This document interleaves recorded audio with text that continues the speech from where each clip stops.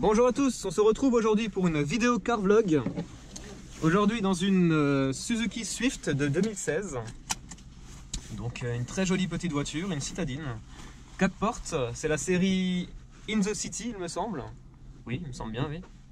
On va rouler directement, comme ça on est bon. Bon, donc aujourd'hui ça va être une vidéo plus courte que d'habitude. Dans le sens où maintenant mes car vlogs vont faire à peu près 15 minutes. Donc voilà déjà ça. Les vidéos copilotes vont faire à peu près 5 minutes. Ouais, 5 minutes chacune. Et pareil pour les vidéos POV du coup. Donc ces deux dernières 5 minutes. Et les car vlogs du coup une quinzaine de minutes. Voilà. Juste pour prévenir d'entrée de jeu du coup les petits changements rapides. Voilà, donc aujourd'hui, donc première impression déjà, c'est une voiture qui est hyper silencieuse. Quand j'allume la Mazda, à côté de ça, je me dis mais c'est pas possible. C'est incroyable. Le moteur ne fait aucun bruit. Et pareil, qu'on soit dehors, à côté ou dans la voiture, on n'entend strictement rien. Hyper bien isolé.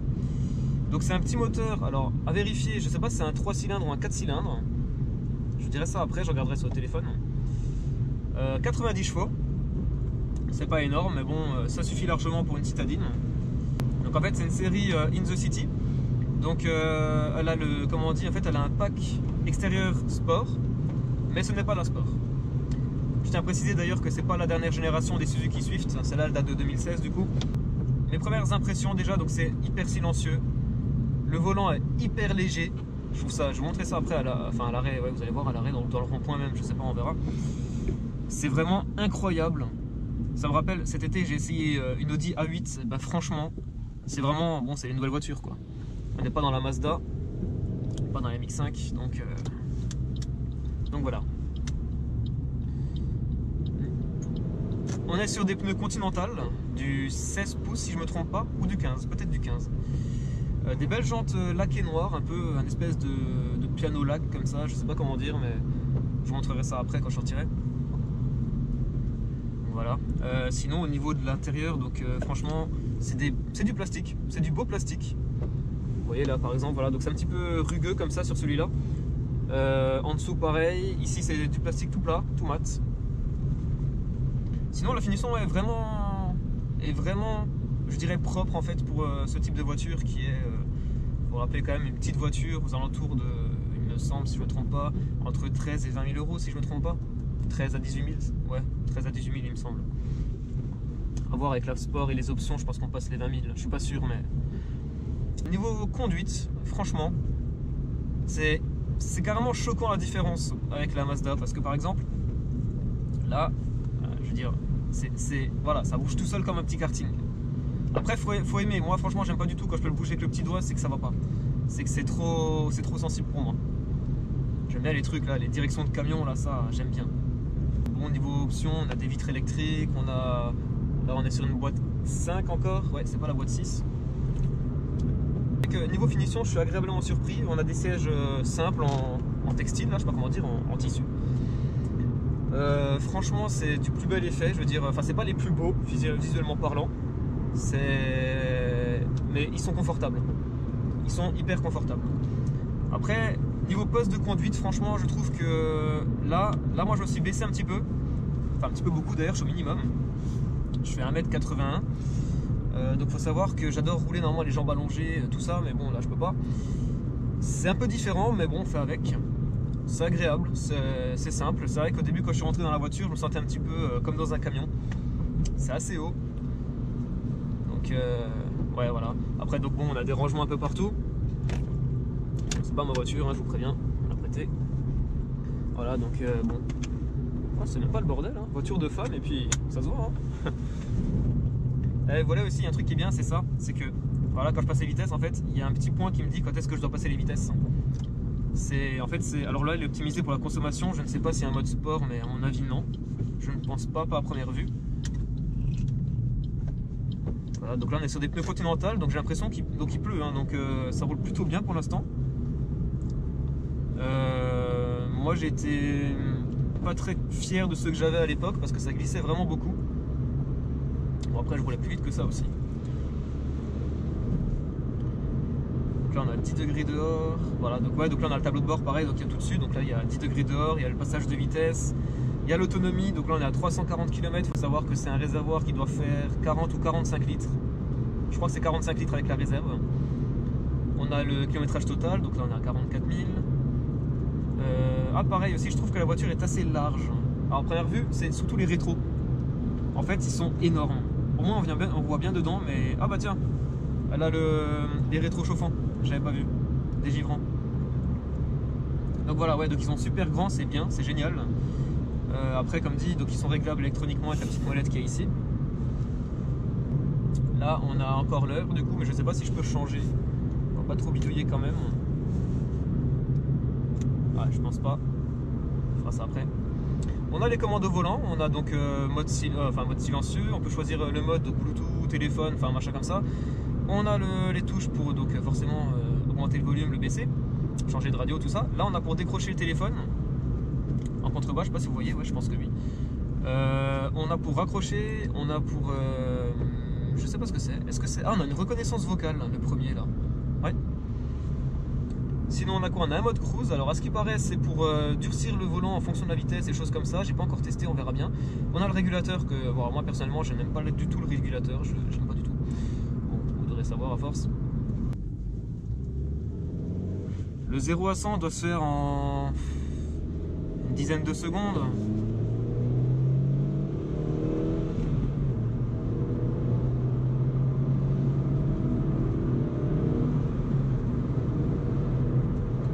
Voilà, donc c'est pas... Bon, j'ai pas fait un 0 à 100 bien sûr, mais je veux dire... ça fait un petit bruit quand même. C'est un essence normal, hein, c'est un petit moteur tout simple. Il n'y a pas de turbo, il n'y a pas de suralimentation, oui c'est ça. Mais bon, c'est les plus fonctionnels quand on regarde. Par contre, ce qui manque cruellement, c'est du couple. Après, comme dit, c'est un petit moteur quoi. En fait, en roulant, première fois que je l'ai démarré, il y a un truc qui est marrant, c'est que bon, déjà on n'entend pas le bruit du moteur. Ça c'est carrément, on se dit mais est-ce qu'elle est allumée ou pas. Et j'ai aussi remarqué en fait, c'est que déjà donc la pédale, l'embrayage il est...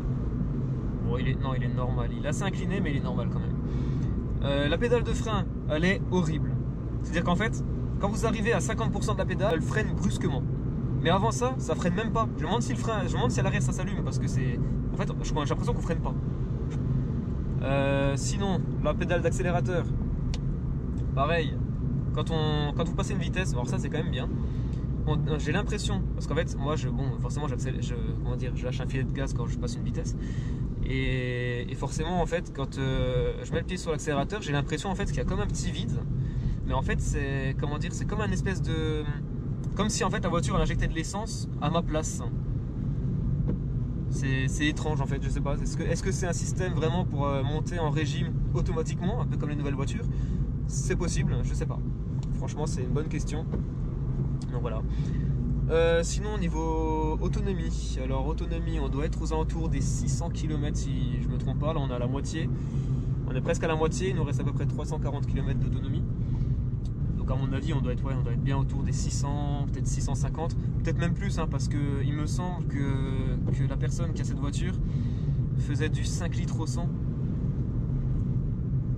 Même pas 5 litres au 100. Je vais vous trouver ça. On va regarder ça. Bon, du coup, on a quoi sinon au niveau de la console? On a vide-poche, là, on a deux vide-poches, d'ailleurs il y en a un qui est creusé, je pense pour mettre les boissons forcément. Voilà, donc on a les vide-poches là devant, qui est assez profond d'ailleurs, pour mettre les lunettes, tout ça, c'est assez grand. Un vide-poche là à droite, comme d'habitude, comme souvent d'ailleurs. Je vais prendre à droite, il y a des travaux, oh non. Bon, par exemple là j'ai appuyé sur la pédale de frein, en fait j'ai pas l'impression d'avoir freiné du tout. J'ai entendu le bruit de ma chaussure qui a fait hi, mais c'est tout. Donc voilà, il n'y a pas grand chose. J'essaie de savoir ça après, mais là franchement je n'en sais rien du tout. Voilà, donc là je freine. Ouais, voilà, c'est pas avant 25-30% que la voiture commence vraiment à freiner quoi. Par contre quand on est à 25-30%, après elle freine, mais sévère. Donc, fiable, économique, c'est une petite japonaise hein, forcément. Voilà. Ah oui, aussi de jour, alors ça c'est un truc, bon moi je suis pas trop pour, mais en fait il y a tout le temps les LED qui sont allumés de jour quand vous n'avez pas les feux allumés, donc c'est très joli, au moins c'est bien pour les gens qui puissent vous voir, truc comme ça, mais après bon enfin voilà, je veux dire n'espérez pas vous cacher avec le contact allumé parce que c'est impossible.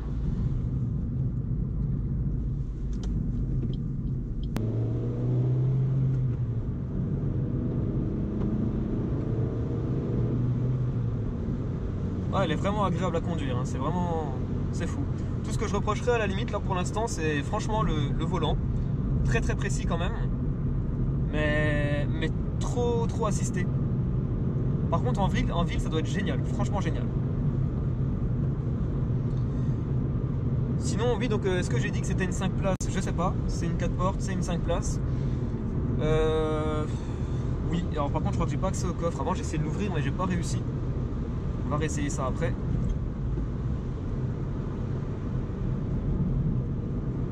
Ouais, franchement sympa, c'est pas un karting mais elle est sympa à rouler. Alors je sais pas combien elle fait en kilos, mais il me semble qu'elle doit faire dans les 1200. Après il faut vraiment être sûr parce que la nouvelle je crois qu'elle fait dans les 950-975 kilos, ce qui est vraiment léger pour une voiture. Plus léger que la MX5 d'ailleurs. Alors bon, je vais vérifier ça, je vous dirai tout ça en commentaire. Ou je vous dirai même tout ça là dans un instant quand j'aurai le téléphone, quand je serai arrêté d'ailleurs. On fera un petit tour de la voiture. Voilà, bien, on va faire ça directement, comme ça c'est fait. Hop, oula. Donc à l'avant on a des freins à disque, à l'arrière je crois que c'est des tambours. Voilà, comme vous voyez là je suis en train de me basculer la tête en avant, là je contrôle pas du tout le frein. C'est vrai que la Mazda là faut freiner comme un malade dessus pour qu'elle puisse vraiment, voilà, faut vraiment y aller pour qu'elle bloque les roues. Mais là, limite ça freine trop quoi.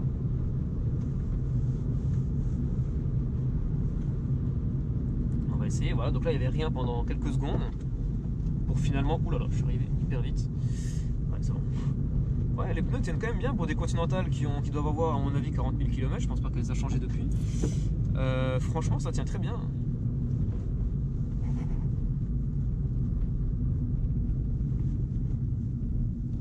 Surtout que en sachant qu'il y a 10 degrés et qu'il y a de la pluie, enfin c'est tout mouillé partout. Ah oui, il faut juste espérer qu'ici c'est ouvert. Mais à mon avis, je vais me faire avoir. Ah non.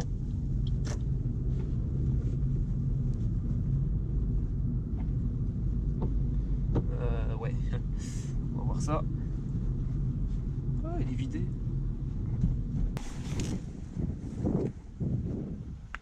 Bon, bah, ça marche pas. Excusez-moi, on fera ça après. Voilà, c'est vraiment une jolie voiture. Franchement, un joli noir. Voilà, donc devant on a des disques, frein à disque, et à l'arrière du coup c'est des tambours, je ne m'étais pas trompé. Et donc on est sur du...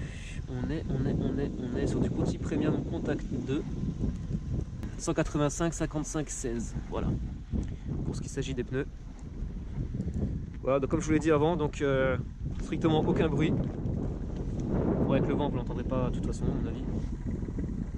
On a le becquet avec le feu intégré. Il me semble que c'est une option, mais je crois que c'est dans le pack In The City en fait. Merde. Bien entendu, hein. Quand c'est pas notre voiture, c'est plus compliqué. Voilà, donc, putain. Voilà, donc on a 5 places, donc vraiment sympa. Donc voilà, je suis à 1m81 devant moi. 1m81 était assis devant moi, voilà. Donc par exemple, voilà, donc je touche pas le truc devant, en étant bien droit bien sûr, hein, pas en étant affalé comme je sais pas quoi. Le milieu, donc c'est une place, oui. On n'en parle pas. Le siège à droite est plus reculé que celui de gauche, mais il y a le truc gênant au milieu, pas pratique. Franchement, un petit frère, une petite soeur, ça passe bien, mais quelqu'un de normal, c'est assez serré. Puis du coup à droite là, donc là il y a 1m90 facilement là que j'ai reculé. Donc je pense que pareil là, moi je passe pas là-dedans. Donc 1m80 je passe, mais pas 90. La petite ceinture ici. Voilà, et donc le coffre qui est relativement petit. J'arrive pas à vous l'ouvrir par contre. Attendez, on va faire mieux. Merde. Oh le con, il y a une sécurité enfant. Oh la honte. Oh là là. What? Bon, on va faire mieux, hein. Heureusement que je suis intelligent quand même. Putain. Ouais, des toutes petites portes d'ailleurs, à l'arrière. Hop. Et voilà. Moi j'ai pas beaucoup de batterie, il va falloir que je fasse vite. Ah si, voilà, c'est bon. Ah oui, donc c'est le gros bordel. Ah oui, d'accord, oui, carrément. Oui. Bah dis donc, ça va, hein. éviter de lui casser tout ça. Hop. Voilà, donc la place, franchement, à l'arrière, c'est ridicule. Hein, je veux dire, je pense qu'elle a mis ça, elle a dû transporter la bière, ouais, tout cette truc. Il y a quand même une roue de secours derrière, il me semble. Si je me trompe pas. J'ai déjà vu une fois. On peut rabattre les sièges aussi. Donc voilà. Bon les amis, du coup, on va faire un petit récapitulatif tout simple. Donc, c'est une Swift In the City de 2016, 90 chevaux, 5 places, 5 portes. Intérieur tissu, textile, je sais jamais la différence de toute façon. Donc voilà. Une boîte 5, on a tout ça, oui. Il y a quoi encore en option? Donc on a la radio, on a un lecteur, on n'a pas de lecteur CD d'ailleurs, si, on a lecteur CD, j'ai rien dit. Voilà, donc on a le Bluetooth, on a les commandes au volant, on a la possibilité de parler à quelqu'un qui vous répond pour mettre par exemple, je sais pas, appeler un contact, un truc comme ça, une fois que c'est branché au téléphone, avec ces boutons là, ces 3 boutons. Voilà, donc on a les modes. Je vais vous montrer après en faisant en même temps la vidéo POV du coup, le cruise control, je sais pas, on verra s'il y a une différence. Bon, on a un petit miroir pour soi, on en a un ici.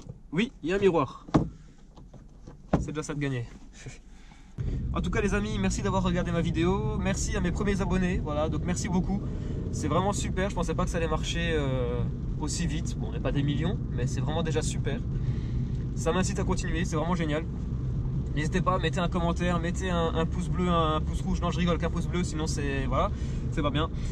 Bah, continuez à me regarder, recommandez-moi si vous voulez. Allez checker mon Instagram, donc c'est Renault trait d'union, donc le tiret du 8. Non, c'est pas un tiret d'union, c'est un tiret, je crois. Voilà, donc Renault, le tiret du 8, YS.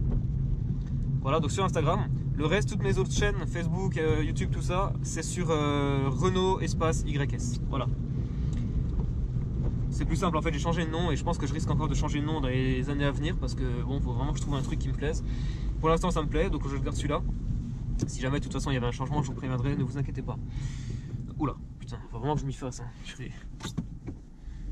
Allez, je vous dis à bientôt pour une prochaine vidéo. Et n'oubliez pas de regarder les vidéos POV et les vidéos copilote. À bientôt.